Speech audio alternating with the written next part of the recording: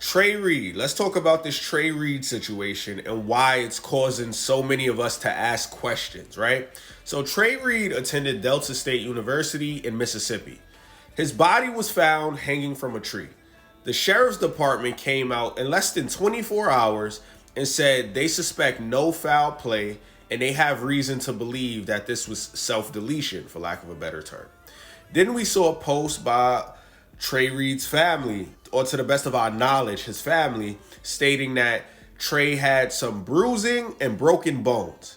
Then that begs the question, why did the sheriff's department run out and say, we suspect no foul play, we think this is self-deletion, and then there was no mention of any broken bones and bruising? Because bones and bruising would suggest that this was foul play, right? Somebody did this.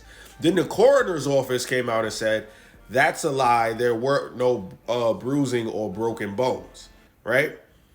But this happened on a section of campus that didn't have any cameras as well.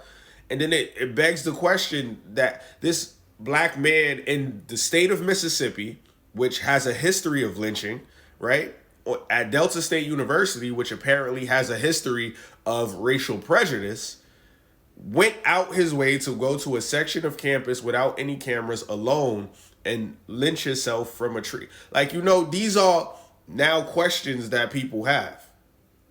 Because in the heat of all of this stuff that just went down with Charlie Kirk, we seen the first thing that people chose to do was go threaten HBCUs. And we see a lot of racial tension forming when we didn't even have anything to do with that situation, which is insane. My first question is to the sheriff's department. If you wanted to come out and state that you think there's no foul play at hand, what made you come to that working theory? Was there a note? Was there anything that led you to run out and say, we don't suspect there's any foul play here? Because we all know what a black man hanging from a tree looks like, especially in the deep south of Mississippi. You feel me? And maybe you don't want to incite more violence or whatever the case may be, but what made you jump to that conclusion?